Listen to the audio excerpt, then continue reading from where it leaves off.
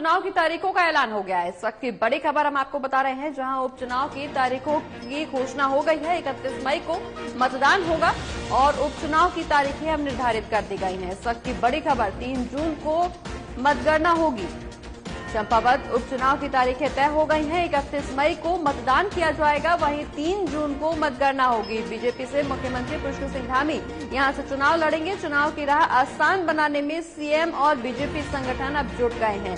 तो इस वक्त की बड़ी खबर, जहां उपचुनाव की तैयारियां अब तेज होती हुई भी नजर आएंगी। बता दें कि उपचुनाव की तारीखों पर जहां अभी तक संशय की स्थिति बरकरार थी, वहीं अब तारीख का खुलासा हो गया है। 3 जून को मतगणना होगी, जबकि 31 मई को मतदान होगा। आपको बता दें कि बीजेपी से मुख्यमंत्री पुष्कर सिंह धामी यहां चुनाव लड़ेंगे। चंपावत से इस बार वो चुनाव लड़ेंगे। खटीमा से पुष्कर सिंह धामी चुनाव हार गए थे और अब इसके बाद एक बार फिर से पार्टी ने उन पर भरोसा जताया है।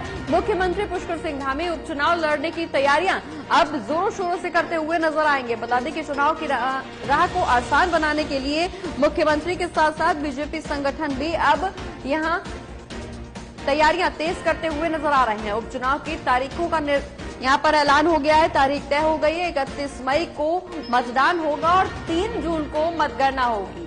तो इस वक्त की बड़ी खबर, जहां खटीमा से बीजेपी के मुख्यमंत्री पुष्कर सिंह धामी चुनाव लड़ेंगे और बता दें कि खटीमा से चुनाव हारे थे और चंपावत से चुनाव लड़ेंगे। उपचुनाव की तारीखों का ऐलान कर दिया गया है। खटीमा से मुख्यमंत्री पुष्कर सिंह धामी को हार का सामना करना पड़ा था, वहीं अब चंपावत में वो चुनाव लड़ेंगे। उपचुनाव की तारीखों का यहां ऐलान हो गया है, जहां 31 मई को चुनाव लड़ा जाएगा।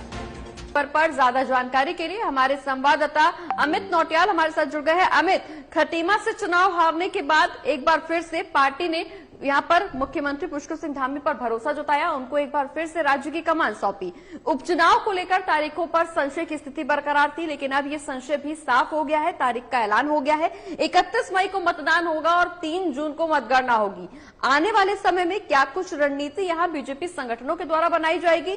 सीएम किस रणनीति के तहत यहां पर चंपावत में चुनाव लड़ते हुए नजर आएंगे? अमित।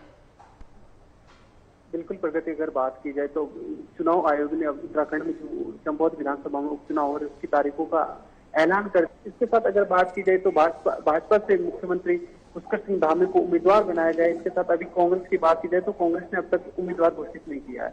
अगर हालांकि प्रगति आपको बताते चले कि भाजपा ने यहाँ पर पूरी ताकत झोंक दी है। इसकी बात करें, चाहे संगठन की बात करें या फिर भाजपा की बात करें, दोनों तरफ से यहाँ पर जुट चुके हैं। चुनाव को जो आसान बनाने के लिए यहाँ पर खुद मुख्यमंत्री यहाँ पर मोर्चा संभाले हुए। इसके साथ यहाँ पर जो कैलाश सोड़ी विधायक थे, उन्होंने इस्तीफा दिया था, तो उनको यहाँ पर मुख्य संयोजक बनाया गया। उनकी देखरेख में चुनाव हो रहा है। इसके साथ यहाँ पर भाजपा संगठन ने काफी नेताओं को यहाँ जिम्मेदारी सौंपी है।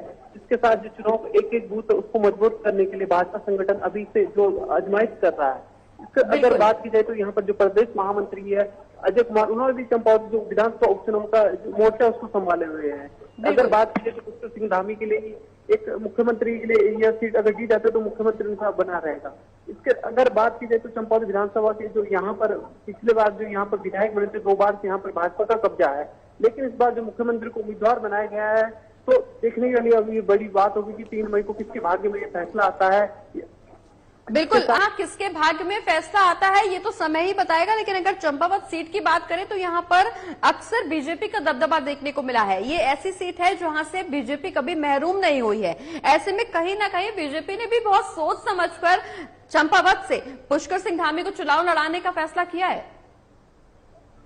बिल्कुल प्रगति, अगर बात की जाए तो यहाँ पर जो मुख्यमंत्री खटीमा से चुनाव हार गए थे, तो सबसे पहले यहाँ पर जो चंपावत के विधायक थे कैलाश गेतोड़ी, इन्होंने सबसे पहले पेशकश की थी यहाँ पर कि हमारे सीट से चुनाव लड़ा जाए। मुख्यमंत्री को सबसे पहले उन्होंने कहा था। इसी को देखते हुए मुख्यमंत्री यहाँ पर जो भाजपा संगठन ने जो यहाँ पर पार्टी की बैठक लेकर यहाँ पर विचार फैसला किया गया है कि मुख्यमंत्री धामी को यहाँ से लड़ा जाए।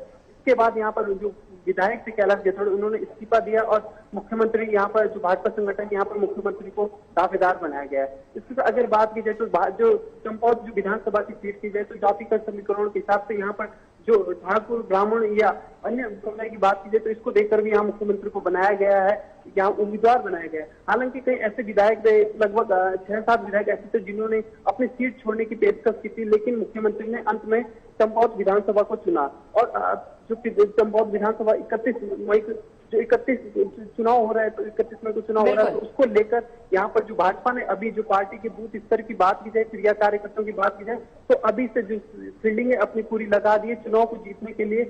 सभी जो कार्यकर्ता है उनसे बैठक कर यहाँ पर रणनीति कर रहे हैं, और जो चुनाव को जीतने की, जो चुनाव को आसान राह को लेकर यहाँ पर जो भाजपा के संगठन की बात की जाए या फिर भाजपा की बात की जाए, तो दोनों तरफ से, दोनों पूरी तरह से तैयार है। जो चुनाव हारने के लिए कोई भी कोर कसर नहीं छोड़ रहे हैं।